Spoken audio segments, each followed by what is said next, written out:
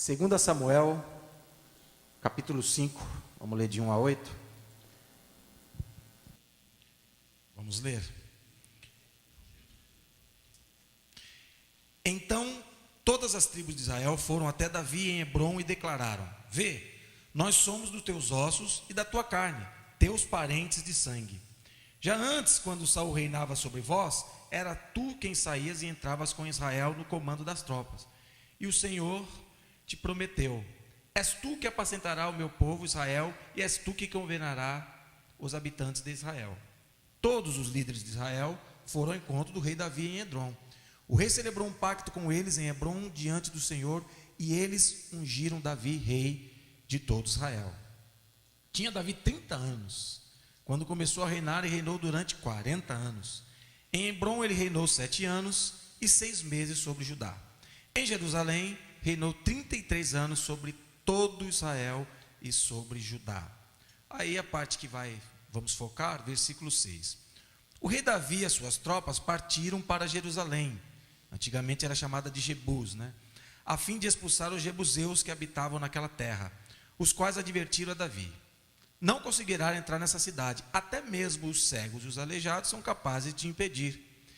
Querendo dizer que Davi jamais conseguiria vencer aquela cidade.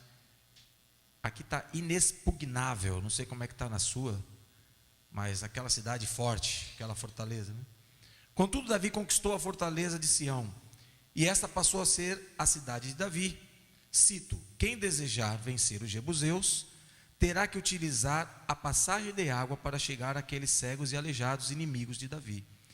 E por esse motivo que costuma-se dizer alegoricamente: os cegos e os aleijados não têm o direito de adentrar a casa de Deus. Vamos orar? Senhor, nós te louvamos, ó Pai. Somos gratos pelo que o Senhor tem feito nas nossas vidas, ó Pai. Nesse momento estamos aqui e pedimos que o Senhor possa estar falando aos nossos corações em nome de Jesus, Pai. Que seja falado e ouvido apenas aquilo que o Senhor tem, Pai. Que o Senhor possa estar usando a minha vida e que toda a honra, toda a glória seja dada a Ti, Pai. Aquilo que o diabo queira fazer para tirar a atenção, para criar qualquer coisa, nós repreendemos em nome de Jesus, porque ele não é convidado para estar aqui no nosso meio. Que teu Espírito tenha liberdade, Pai. Somos gratos por tudo em nome de Jesus. Amém. Amém. Antes da gente entender o que está acontecendo aqui, a gente vai voltar um pouquinho mais atrás, até o povo lá no Egito, tá? Para a gente poder entender e se familiarizar, Todo mundo conhece, está passando 10 mandamentos aí, então o pessoal está na memória. Lembra que o povo de Israel estava preso no Egito, ok? Eles eram escravos lá. Então, eles pediam a Deus que eles pudessem sair de lá, porque estavam sofrendo, Eu queria pesquisar mais sobre isso, mas não deu. Mas, na minha opinião, acho que foi essa época que eles até estavam certinho, coerente, presos ali, escravos, e pedindo a Deus para sair. Porque depois que eles saíram do Egito, na hora da dificuldade, eles murmuravam, Aí eles só iam agradecer e reconhecer a Deus depois que eles recebiam a vitória, Que coisa. Mas aqui eles pediam para sair de lá. Então Deus levanta Moisés, um grande líder, e como muitos de nós, Moisés não quer fazer sozinho, fala: não sei falar, dá aquela escapadinha e se encosta em alguém, aí Deus aceita que Arão vá junto com ele. Mas Moisés é o grande, a pessoa que falava, Deus entre o povo. E aí eles saem lá do Egito, vão caminhando. Depois veio Josué, depois vieram os juízes, depois tiveram os profetas. Onde eu quero chegar? Esse povo de Deus, esse povo de Israel, eles eram conduzidos e guiados apenas por Deus. Deus ia na frente da batalha. Lembra de Josué, quando ele fala: Josué, vai, dá 7 voltas, depois vocês gritam. Para o próprio Moisés, ele chega e fala: Moisés, faz assim, faz assado. Samuel. Então o próprio Deus é quem direciona, é quem diz o que tem que ser feito e o que não tem que ser feito. Mas aí, quando chega lá em 1 Samuel 8, o povo chega até Samuel, ele está mais velho, e ele então nomeia os seus filhos como juízes. E aí o povo olha assim: esses moleques aí, eles estavam meio pervertidos, filhos de Samuel, estavam fazendo coisa errada. E aí o povo chega para Samuel e fala assim: Seguinte, tu já está velho mesmo, nós queremos um rei, como todas as outras nações. Quer ver, vamos abrir lá, só para a gente fundamentar direitinho. 2 Samuel, capítulo 8. Primeira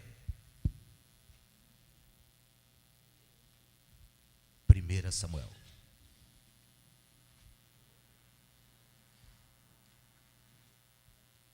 Antes da gente ler, só para vocês entenderem. Então tá lá. O povo chega até Samuel e fala: nós queremos um rei. Porque eles olhavam as outras nações e quando elas iam à guerra, quem ia à frente? Um rei. E aí eles olhavam para nós: mas a gente só tem líder aqui, né? Só tem... Cadê o nosso rei, né? Queremos um rei. Imagina, queremos o rei. Não, queremos o rei. Bom, aí vamos ler aí então. Cadê meu óculos? 1 Samuel 8, a partir do 5. E ponderaram-lhe: tu envelheceste e teus filhos insistem em não andar nos teus caminhos. Então 1 Samuel 8, 5. Ok? 1 Samuel 8, 5.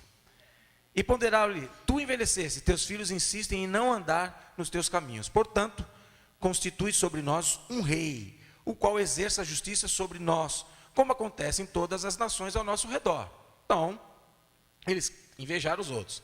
No entanto, essa expressão, constituir sobre nós um rei, o qual exerça a justiça sobre nós, causou um profundo desgosto ao coração de Samuel. Então ele invocou o nome do Senhor e orou a Deus. O Senhor Deus então lhe respondeu em seguida: atende, pois, a tudo que este povo te pede, porquanto não há a ti que eles rejeitam, mas sim a minha própria pessoa, porque não desejam mais que eu reine sobre eles. Todos os que têm feito comigo, desde o dia em que eu os libertei e fiz subir do Egito, até esse momento, abandonando-me e prestando culto e adoração a outros deuses, assim também estão fazendo contigo. E aí, vamos ler aqui no versículo 11, só para você entender uma coisa, que loucura.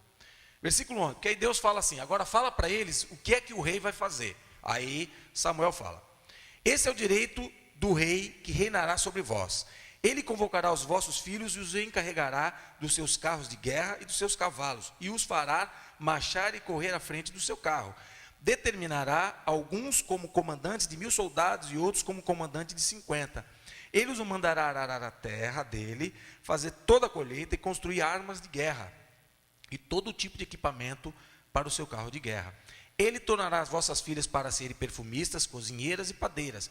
Tomará igualmente vossos campos, as vossas vinhas, os vossos melhores olivais e dará aos seus oficiais. Das vossas culturas e das vossas vinhas ele cobrará o dízimo, que destinará aos seus oficiais, criados, eunucos e serviçais. Os melhores entre os vossos servos e as vossas servas, os jovens, o gado, o jumento, serão todos tomados conforme a sua vontade para o seu uso particular. Exigirá também de vós 1/10 do rebanho, e vós mesmos vos tornareis escravos dele. Então naquele dia reclamareis com grande voz contra o rei que vós mesmos tiverdes escolhido, porém Deus não atenderá a vossas queixas naquele momento de aflição. Olha que coisa. Ao 19, contudo, todo o povo recusou-se a ouvir a advertência de Samuel e exclamaram: não queremos ter um rei. Eles eram escravos, foram libertos por Deus, e eles queriam voltar a ser escravos de novo, mas não perceberam, né? E aí então, Deus fala: vamos dar um rei para eles. E aí eles deram, veio Saul, né? E eles ficaram todos felizes, né? Eu até lembrei, minha esposa não está ali, o meu filho mais novo de 2 anos, eu chego em casa com uma bala, e aí ele faz: ei, mamãe, bala, bala. Ele fica numa alegria. Ele não sabe que aquela bala vai estragar os dentes dele. E depois ele vai ter que viver a vida no dentista. O que ele quer é a bala da hora. Tudo bem que também 2 anos, né? O dente troca, né? Então se estragar não tem problema, né? Não, tem sim. Mas ele não sabe. Ele fica feliz com a bala. Mas aqui Deus fala, né? Samuel fala: olha, vai acontecer tudo isso daí. E eles dizem: não tem problema. Tipo assim, sabe? Não me engana. Fica de boa. A gente quer um rei como as outras nações. E aí então vem Saul. Muitas vezes nós fazemos a mesma coisa. Nós temos um Deus que tudo pode, tudo sabe, que nos criou, e às vezes a gente prefere que outras pessoas dirijam a nossa vida. preferimos entregar a nossa vida na mão de outros, de dinheiro, de trabalho, de pessoas. E a gente não percebe que com essa atitude nós podemos estar rejeitando a Deus. Hoje tem até pessoas que preferem nem mais acreditar em Deus. Para que acreditar em Deus? Sou mais eu. Eu trabalho, eu corro atrás da bola. Que Deus, nada cai do céu não. Que isso? Bom, a gente até no Espaço Jovem, no primeiro tema, né, antes foi Deus existe, você acredita nele? E ali a gente estava conversando, discutindo, nós descobrimos que muitos acreditam em Deus, mas não vivem conforme ele acredita. Por quê? Acreditar em Deus significa ter uma vida de intimidade, uma vida de leitura bíblica, não é isso? Uma vida de comunhão com ele, é ou não? Mas muitos não fazem isso, mas dizem que acreditam em Deus. E aí eu trouxe o pessoal trouxe alguma coisa, e tem alguns cientistas, ateus e gnósticos, que eles estão chegando, eles são cientistas, são astrônomos e físicos, e eles estão chegando à conclusão de que a história mais certa e perfeita de como surgiu o mundo e as pessoas é a da Bíblia. De tudo que eles estão pesquisando, estudando, eles estão percebendo que o que está escrito aqui é o mais coerente. E tem até um lá que escreve assim que esses astrônomos e físicos, eles subirão uma montanha, e quando eles chegarem lá em cima, eles vão ser cumprimentados por teólogos, né? Assim, isso significa, enquanto eles rodaram para tentar descobrir de onde que nós viemos, para onde que a gente vai, quem criou, já está aqui, já está tudo aqui. Mas infelizmente, às vezes a gente faz como esse povo, a gente prefere, não, tudo bem, é legal, bonito, hein? Mas eu vou viver minha vida do meu jeito e vou ter outros deuses. E esse povo fez isso, então aí vem rei Saul. E o rei Saul foi também ungido por Deus, escolhido por Deus, mas ele gostava de fazer as coisas do jeito dele. Certa vez, ele estava esperando Samuel a fazer um sacrifício. Samuel estava demorando. Ele pensou como acho que a maioria de nós pensaria: sacrifício é quase como fazer um arroz ou um macarrão, né? Você pega ali, faz uma fogueirinha, né? Mata um negocinho, joga lá. É simples, né? Eu lembrei, quando eu estava meditando, lembrei de uma história, quando eu era criança, 10, 11 anos, eu era de uma outra igreja, ia ter um grande evento, um grande evento de jovens lá, era mó legal. Aí, a gente estava arrumando a igreja, nós éramos os músicos, né? Quer dizer, tinha os músicos, eu era garoto, a rapinha, mas estava ali, né? Aí nós tivemos uma ideia brilhante. Nós pensamos assim, podia fazer um negócio diferente. Aí tem a bateria, né? Tem os tons ali da bateria. Da mesma forma que estão os microfones, nós pensamos em colocar luzes. Show, hein? Já pensou? Colorida ainda. Não tem aqueles negócios de desenhista que é lumináriazinha, né? Você prende assim e fica aquela luzinha. Aí nós vamos fazer, vai ficar show. Já pensou? Se puder apagar um pouco a luz. Olha, é aquela época, hein? E nós, todo mundo empolgado, né? E aí fizemos isso. Só que precisava de tomada, né? Para a gente colocar. Aí nós pedimos uma extensão lá. E o pessoal estava preocupado com outras coisas, né? A gente já dá para vocês, né? Moleque é sempre assim, né? Daqui a pouco. Aí veio a ideia. Nós achamos umas duas lá, que nem está aqui sobrando. Aí alguém chegou e falou: vamos fazer o seguinte, a gente pega cada um desses, tira a parte dos pininhos, a gente pega os fios, emendam de todos, então emenda todos de um lado junto e dos outros lados junto. Show de bola, né? Não? E aí o que a gente faz? A gente fia lá e aí vão ligar todas elas, né? E aí a ideia, assim, a gente se sentir do MacGyver. Eu acho que ninguém sabe quem é o MacGyver, só eu. O tio ali sabe. Então, aí nós fizemos, saímos tudo na pá. Quando a gente colocou, foi um estouro na igreja toda. A igreja era grande. Imagine aqui, pá, e pagar tudo lá em cima, né? E aí a gente não sabia o que fazer, se chorava, se corria, o que a gente fazia? Aí ficamos ali, quietinhos, e o pessoal correndo. Naquela época não tinha celular com luzinha, tinha que correr atrás de lanterna, ninguém estava esperando acabar a luz. Deu um tempo, para resumir, eles acenderam a luz e a gente lá tremendo.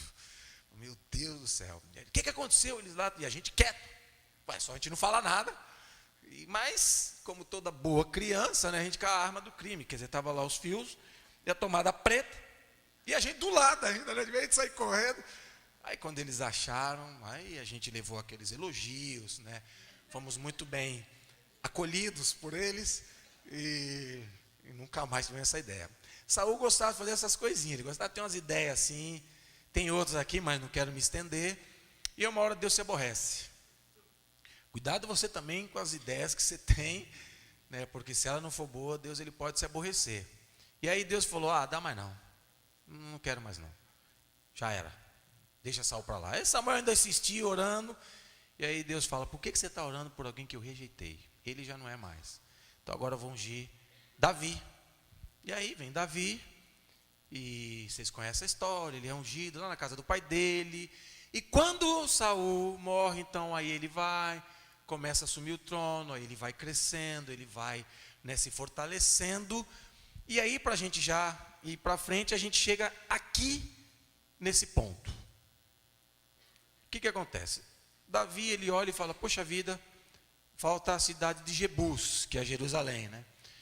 A gente tem tudo, só para a gente ter mais ou menos uma ideia, me ajudem aí onde eu errar, mas é como se que Davi fosse rei do Brasil, mas ele não dominasse São Paulo, porque várias vezes Josué e outros tentaram lá, até vencer algumas guerras, mas não conseguiam expulsar o pessoal. Então Davi falou assim, peraí, né, vamos lá até Jerusalém. E quando ele vai, ele ouve aquela resposta, tu está me tirando, você vai entrar aqui, Davi? Você não vai, você não consegue. Mas se por um acaso você tentar, os aleijados e o cego acabam com você. Aí Davi era meio invocadinho, né? Aí Davi ficou bravo. Ele falou, não, como assim? Mas eu queria falar algumas coisas sobre isso, essa postura de Davi e do rei. Davi, ele era convicto que Deus estava com ele. Quando Davi fala assim, eu vou entrar nessa cidade, nós vamos ganhar, ele não fala com arrogância, ele fala com convicção. Sabe por quê? Davi ele tinha uma história de experiência, de vida e de vitórias com Deus. Não começou ali não, começou lá quando ele era criança, cuidando das ovelhas do pai dele. Lá ele ganhou de um urso. Alguém aqui já lutou com um urso? Senão nem estaria aqui. Com um leão? Alguém pelo menos tentou chegar perto? Uma vez estava um programa na TV, não sei se era da Sabrina, sei lá quem era, um programa de televisão, foram num leãozinho na jaula. E o rugido que ele deu, imagina o que aconteceu, ele estava preso, hein? Imagina o que aconteceu com todo mundo que estava ali, os gritos. Ele estava preso. Davi ganhou no leão e do urso. Ele tinha um histórico de vida e de experiência com Deus. E é isso que Deus quer das nossas vidas. Se você chegou criança, se você chegou agora, com 50, 80, 90, 100 anos, não importa. Ontem o Ada explicou a questão da borboleta, né? Desde que nasce até chegar a borboleta e morrer, como é a transformação? Então não importa a sua idade. O que importa é que a partir do momento que você aceita Jesus, Deus quer que você tenha essa vida de intimidade, como Davi teve, essa vida de experiência com Ele.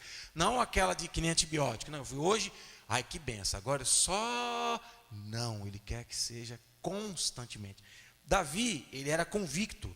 Você vai ver, se vocês puderem estudar depois em casa, 1 Samuel, 2 Samuel, você vai ver que toda vez que Davi vai à guerra, ele perguntava, e aí Deus, vou ou não vou? Vou ganhar ou não vou? E aí, vou aqui? Não, vai por aqui agora. Davi, até o Ada comentou, né? Aí depois na outra, Davi perguntava, Deus, eu vou por aqui ou por ali? Não, agora você vai por ali. Então, ele tinha essa vida com Deus. Eu até anotei aqui, sempre pedia a direção de Deus antes de fazer qualquer coisa. E é isso que Deus quer da nossa vida. Que a gente, antes de tomar qualquer decisão, busque dele a resposta. Porque ele sabe o que é melhor. Ele é o nosso Deus. Amém? E ele era guerreiro. Davi era homem de guerra. O bichinho era retado.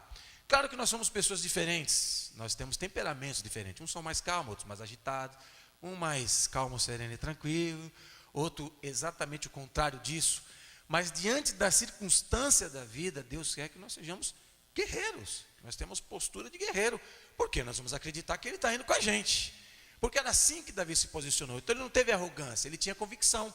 Porque se Deus falasse, não vai, ele recuava na hora. Mas ele sabia que ele ia vencer. Bom, tem mais duas questões aqui. Ele manteve Deus como rei. Olha que coisa interessante. O pessoal tinha Deus como rei. Aí o pessoal fala, não queremos mais Deus, queremos um rei.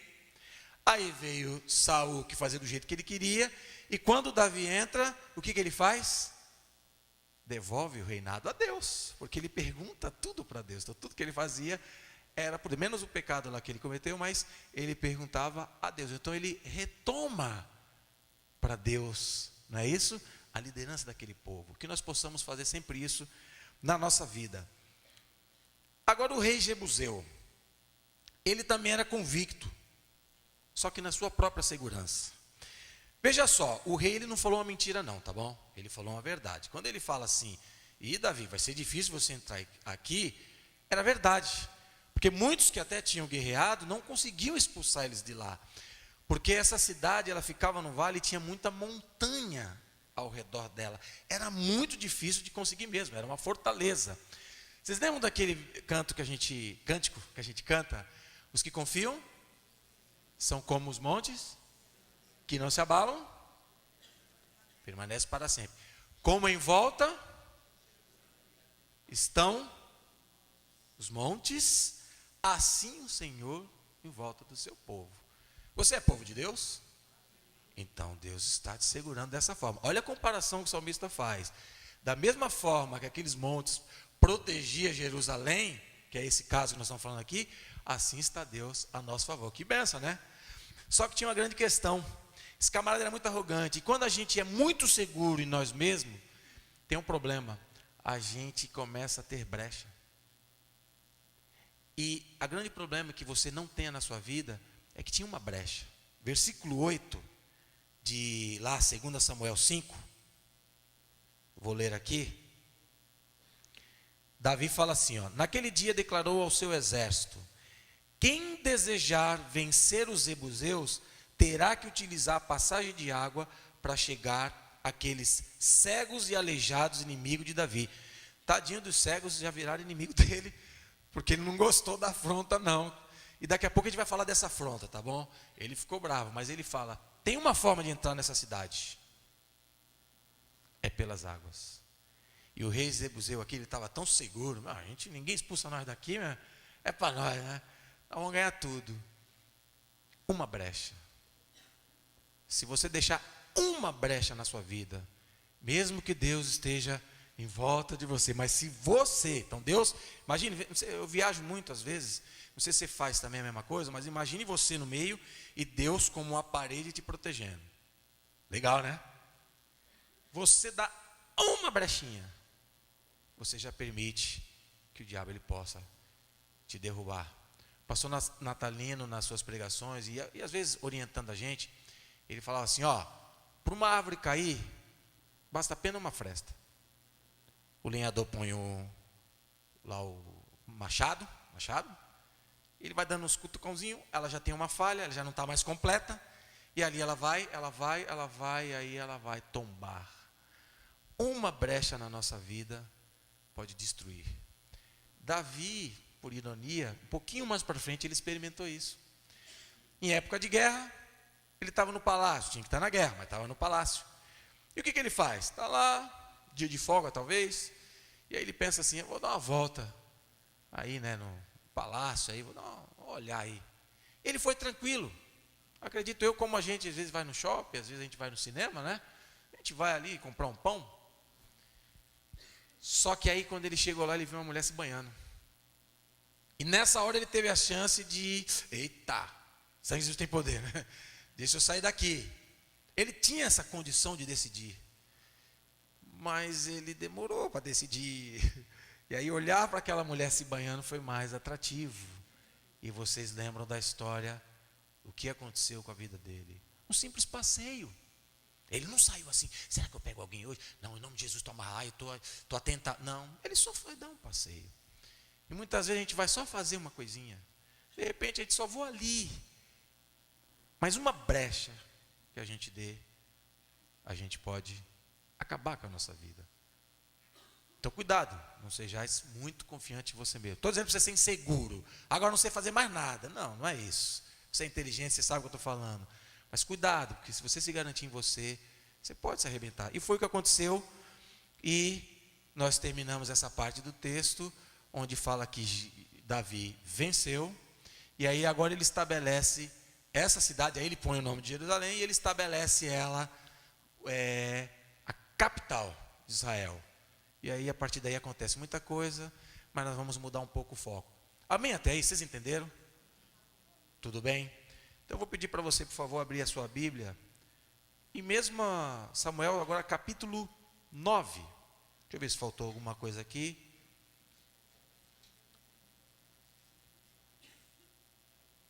Tá tudo bem. Lembra que eu falei para você que Davi, ele não gostou do desaforo, né? Que o rei falou lá, se tu entrar aqui eu vou te mandar o cego e aleijado. Imagina Davi com um baita de um exército, né? Fala aí, qual que é o melhor time hoje? São Paulo? Tá, então vamos mudar de assunto, porque já vi que... eu achei que ele ia falar Barcelona, mas enfim. Imagine uma grande potência, né? E aí alguém chega e fala, isso aí... Mas vamos aqui. 2 Samuel 9, tudo bem? Quando eu olho assim, vocês ficam embaçados. Então, por favor, tá? Que é para eu conseguir ler. Ficar do óculos. Certa ocasião, versículo 1. Certa ocasião, Davi questionou a si mesmo. Será que alguma pessoa da família de Saul ainda vive? Se houver, eu gostaria muito de encontrá-la e fazer algo de bom por essa pessoa, em memória da minha amizade com Jonathan.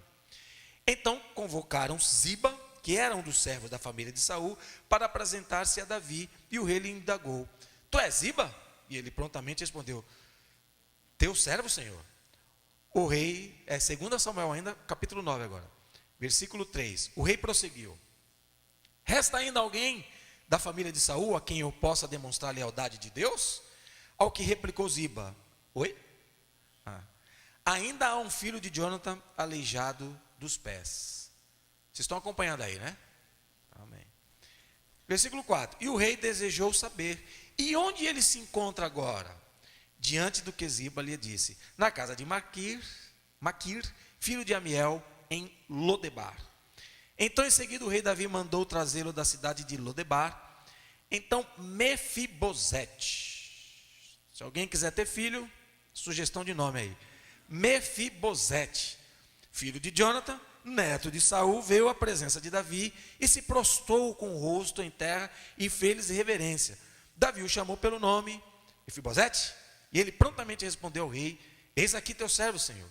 Então Davi o tranquilizou, dizendo: Não temas, porquanto eu chamei para lhe demonstrar bondade por amor a Jonathan teu pai, meu amigo. Restituirei todas as terras de Saul, pai de teu pai, e tu sempre haverás de comer a minha casa. Então Mefibosete lhe fez a reverência e declarou: Ó Senhor, quem é esse teu servo para dares tua preciosa atenção? Valho tanto quanto um cachorro morto. Em outras versões fala: eu sou apenas um cachorro morto, né? Imediatamente Davi chamou Ziba, servo de Saul, e ordenou: Dá ao filho do teu servo tudo que pertence a Saul e a toda a sua família. Tu cultivarás a terra dos teus filhos e servos, e colherás dos frutos, para que o filho do teu senhor tenha alimento para comer. Mas Mefibosete, filho do teu senhor, comerá sempre à minha mesa. Ziba tinha 15 filhos e 20 servos. 15 filhos, hein?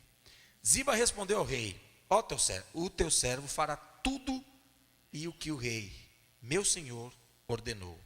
E o rei acrescentou: Mefibosete passará a comer à minha mesa como um dos filhos do rei. E Mefibosete tinha um filho pequeno chamado Mica. Não é a tia Mica, o filho é Mica. E todos quanto moraram na casa de Ziba eram servos de Mefibosete. Assim Mefibosete, que era deficiente dos 2 pés, passou a morar em Jerusalém, e todos os dias fazia sua refeição em companhia do rei, partilhando da sua mesma mesa. Só isso aqui já daria uma outra mensagem, mas nós não vamos para outro lugar não. Lembra que Davi estava invocado, né? E alguns estudiosos dizem que ele colocou lá uma placa: na casa do Senhor aqui não entra mais, cego e aleijado não, porque o rei de Jebus, o camarada foi folgado, não entra mais. Mas aí aqui o que acontece? Mefibosete, ele é filho de Jonathan. Davi e Jonathan eram muito amigos, e naquela época, quando tinha um rei, se um outro rei dominasse aquele reino anterior, tinha que matar todo mundo. Porque você imagina, se sobra um, ele pode criar uma rebelião ou requerer o reinado. Então tinha que matar todo mundo. Então Jonathan e Davi fizeram uma aliança entre eles: olha, quem morrer primeiro, cuida do filho do outro. Fechou? Fechou. Então, assim eles firmaram. Aqui, Davi lembra disso. Só que o rapaz, ele era aleijado. Mas Davi falou assim, que aleijado não podia entrar mais lá. Só que nesse momento, eu acredito, eu que estou falando, que Davi cai em si e fala: não interessa se ele é ou não aleijado. O pai dele era meu amigo, nós éramos fiéis um ao outro, e nós fizemos uma promessa, e eu vou cumprir. Traga ele do mesmo jeito. E aí ele chega desconfiado por causa disso. Ele falou: vixe, me descobriu aqui, agora vai me matar, né? E aí ele chega meio assim, né, desconfiado. Essa cidade aí, Lodebar, é considerado um lugar bem árido, um lugar meio que desértico. Então ele estava lá, segundo alguns, né, estudiosos lá, estava lá, meio que escondido, né, para vocês acharem ele. Agora, ele estava preocupado em morrer. E Davi fala: não, você não vai morrer, pode ficar tranquilo. Eu fiz uma aliança com o teu pai, e agora eu vou cumprir. E aí eu fico imaginando, como eu viajo muito, a cena de Davi vindo. Então, imagina os filhos dele, Salomão e os demais lá, tudo lá. Um no videogame, o outro no WhatsApp, um no Facebook, né? Tudo lá. Da hora do almoço. E eles todos vão para a mesa lá, vamos sentar. Papai deve estar chegando. E aí, vamos lá, todo mundo esperando o rei Davi. Daqui a pouco eles ouvem um barulho, né? Alguém, alguém se arrastando. A campainha toca. Campainha é eu que estou falando, né? Estou deixando ilustrativo. E aí abrem a porta, e aí entra aquele cara. Eu fico imaginando os filhos: oh, tá louco, que isso? Lembrando dos jovens de hoje, né? Oh, que esse cara aí, tá tendo invasão aí, o que tá pegando? Oh. Aí entra Davi. Imagina Davi entrar atrás: ô pai, esse camarada aí, ó. E ele fala: não, ele é filho do meu melhor amigo. A partir de hoje, ele vai comer junto com a gente. Ele vai comer como se fosse meu filho. Isso Deus faz com a gente também. Ele tira de uma vida ruim, desgraçada, e Ele nos faz ser filho do rei, né? Sentar à mesa do rei. E para a gente finalizar, eu queria só trazer aqui algumas questões, rapidamente, de lição que a gente pode aprender com tudo isso que foi falado. Primeira delas: você crê em Deus? Sim ou não? Não está aparecendo, mas tudo bem, vou acreditar em você. Você crê em Deus? Se você crê em Deus, viva como Ele exista. A sua vida tem que ser fruto disso. Você tem que ter uma vida de intimidade com Deus. Você tem que ter uma vida de comunhão, de oração, de entrega, assim como Davi teve. Tenha convicção de que Deus sempre está com você. Ah, mas o negócio está feio. Ele está com você. E na hora certa Ele vai te dar vitória, se você não der a brecha, se você não esmorecer, se você não dar para trás. Deus sempre está com você, assim como os montes em volta de Jerusalém. Seja guerreiro. Quer dizer, nós tem misericórdia, mais uma provação. Seja guerreiro. Não, eu sei que eu tenho crido, e Ele é certo, eu sei, estou certo que Ele é poderoso. Eu vou com Deus. Seja guerreiro. Não esmoreça não importa quanto tempo demore. Sempre peça primeiro a direção de Deus para tomar decisões. Tem muita gente que decide e depois pergunta. Tem gente que decide perguntando. Tem gente que pergunta decidindo. Tem gente que esquece, pergunta depois. Antes, para que Deus possa te levar pelo caminho certo. Mantenha Deus como o rei da sua vida. Não faça como aquele povo. E muitas vezes aconteceram deles sempre fazerem bobagem. E nós somos humanos, nós somos falhos, nós não somos perfeitos. Mas é importante que você sempre organize, renove a sua consciência. Eu gosto muito daquele texto em Romanos, que transformai-vos pela renovação da vossa mente. Para eu me transformar como a metamorfose, eu preciso o tempo todo. Você está vendo o que eu estou fazendo? Como é que está a minha vida? Para ver para onde é que eu estou indo. Porque a gente costuma se acomodar. Ah, está legal. Hoje está bom, o dia foi legal, estou comendo bem, estou sem problema, então a gente se acomoda. É que nem, não sei se alguém teve, todo mundo dor de dente, E quando Deus tinha a minha, colocava lá, tomava um remedinho, parava, legal. Parou a dor, estou bem. E aí já perdi 3 dentes com isso. Porque ao invés de eu ir logo no dentista, tenho medo de dentista não, gente. É que era realmente ocupado. Mas, de vez eu ir logo ao dentista e resolver o problema no início, lembro de uma vez que eu fui no dentista e falei, cara, está doendo, doutor, não consegui resolver dessa vez. Eu tomei nimesulida, que não faz bem para o rim, né? Então eu decidi vir aqui. Eu falei, legal. É só arrancar agora. Nossa, doutor, credo, que ignorância, né? Como assim? Não, já foi, você perdeu o dente. Seu dente está perdido. E aí eu tive que arrancar o dente. Quase eu fico banguelo, né? Porque a gente, né, vai fazendo as coisas de qualquer jeito. Não. Sempre Deus na sua frente. Mantenha Ele como rei da sua vida. Essa parte aqui desse rapaz me chama muita atenção e mexe muito comigo, porque Davi, quando ele fala, tem alguém vivo lá? E falam desse rapazinho, Mefibosete.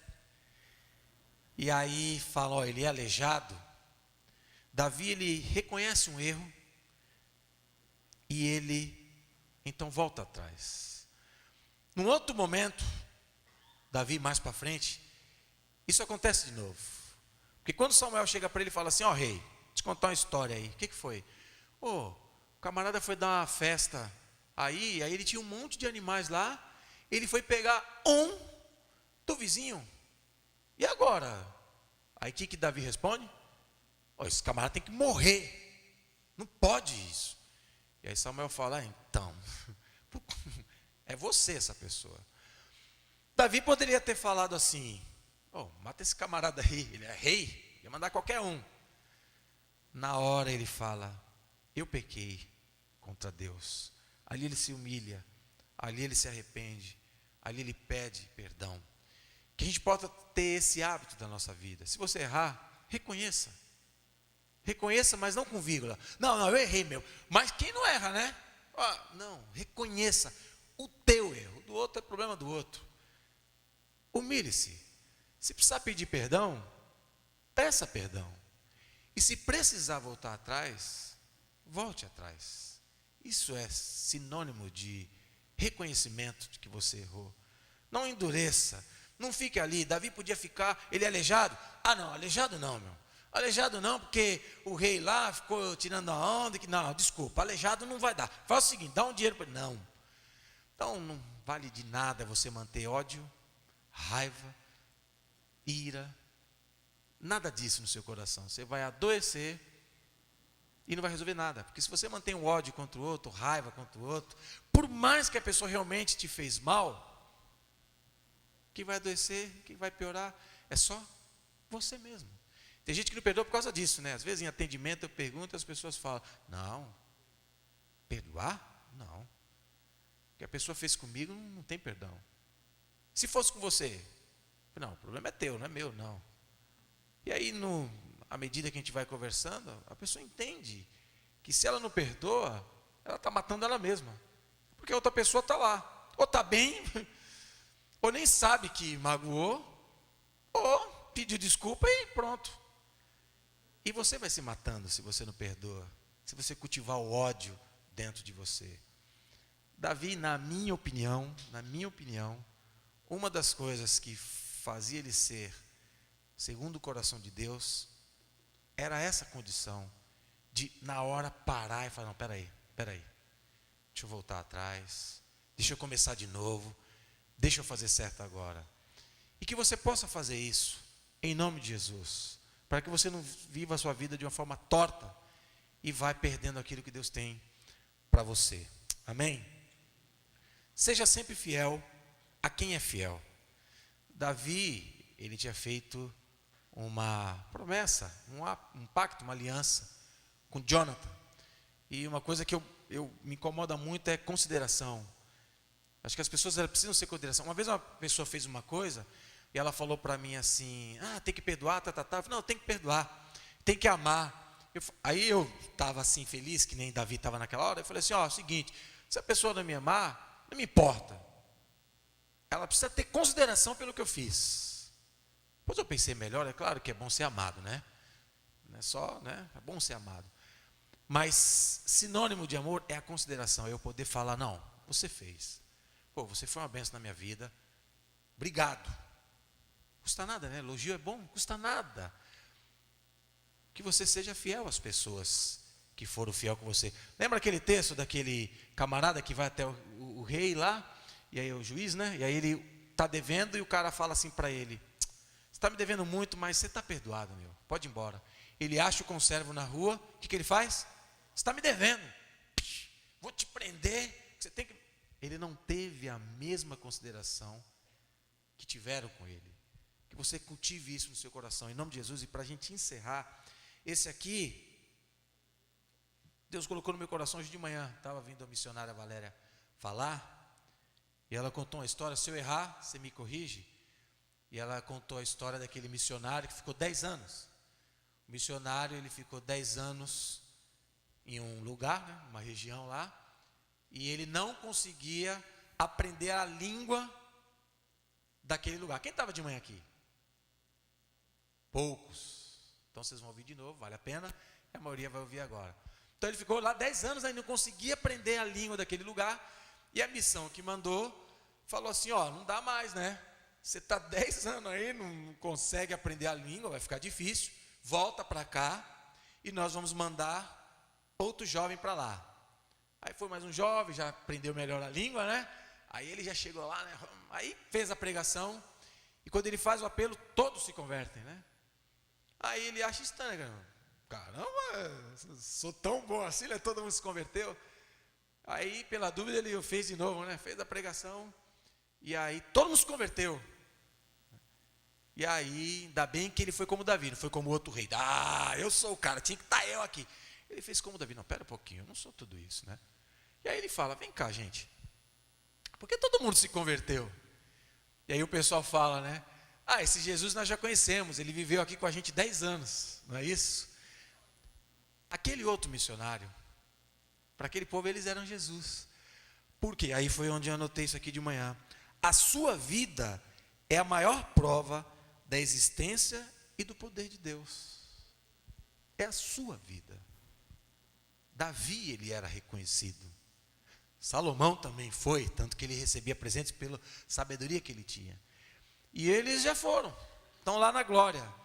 Hoje Deus quer que nós sejamos essa pessoa. Nesse caos que o mundo está aí, as pessoas, sabe quando você está mergulhando e você está naufragando, né? Acho que espero que ninguém nunca tenha passado por isso aqui, mas aí você tenta buscar um pouco de ar e volta de novo. As pessoas estão assim, e quando elas procuram respirar e achar alguém, teria que ser nós. Elas teriam que olhar para nós e falar, espera um pouquinho, tá uma bagunça isso aí, essas greves, quase ficamos sem nada aí, só tem um bandido por aí. Como é que você vive assim? Você é louco? Não, não sou louco. Eu sei o Deus que eu sirvo. Eu sei como fazer, Ele me dá sabedoria, Ele me dá direção. Eu sei que Ele vai me dar vitória, eu não vou ficar dormindo em casa, não. Mas eu sei, tudo que eu faço, eu peço para Ele, que você seja, como esse missionário foi, a referência de Deus aqui na terra. Amém? Gostaria que você fechasse os teus olhos, colocasse a sua vida diante de Deus. E é muito importante isso, que você possa agora orar aí, falar com Deus. E peço a Deus que esclareça melhor na tua mente, no teu coração o que foi falado. Porque faltou bastante coisa e eu não queria me alongar, mas é tremenda essa passagem, esse momento. E se a palavra falou ao teu coração, realmente você sentiu em alguma forma, de certa forma, tocado, eu gostaria que você ficasse em pé no seu lugar, por favor, e você apresentasse a sua vida diante de Deus. Eu sei o que eu falei aqui, mas com certeza Deus tratou no seu coração outras coisas. E nesse primeiro momento agora, eu gostaria que você orasse e apresentasse a sua vida diante de Deus. O que Deus tratou com você? O que você está precisando? Se é deixar Deus como Rei, Senhor da sua vida. Se é perguntar para Ele antes, eu não sei o que Deus tratou. Se foi uma outra coisa que nem foi falada aqui, mas Deus tocou, apresente agora a sua vida, em nome de Jesus. Senhor, nós te louvamos, ó Pai. E como muitos aqui, eu me coloco de pé, também como já estou, entendendo, ó Pai, que não tem outra forma de viver a não ser perto de Ti, ó Deus. Por mais que a gente seja inteligente, e muitos somos mesmo, por mais que a gente consiga criar, inventar coisas, dentro da Tua vontade, da Tua direção, o resultado sempre será perfeito. Aquele povo lá, enquanto ele permitia que Deus governasse, eles tinham as guerras, tinham as dificuldades, mas eles sempre venciam. E quando pediram o rei, aí a coisa desandou. O que nós queremos nessa noite, Deus, é que realmente o Senhor continue sendo entronizado na nossa vida, Deus. Em nome de Jesus. Como diz o outro texto, te levei para o deserto para ver onde estava o teu coração. Nós aprendemos muito mais com os erros, que a gente possa ter consciência disso, ó Deus, para sermos cada vez mais assertivos. Que o Senhor possa estar tratando a vida de cada um, Pai. Eu não sei o que o Senhor está falando no coração de cada um, mas o Senhor sabe, ó Deus. E que possamos a partir de hoje ter uma nova postura diante de Ti. Assim como Davi sempre teve. Ele falhou, ele errou, mas logo ele retoma a sua postura, a sua posição, e tem uma vida de vitória na Tua presença. Assim nós possamos ter, Pai. Em nome de Jesus, Pai, que o Senhor possa estar respondendo a cada um, dando direção a cada um. Nós cremos em Ti, Pai, e Te agradecemos pelo que o Senhor vai fazer, em nome de Jesus, amém.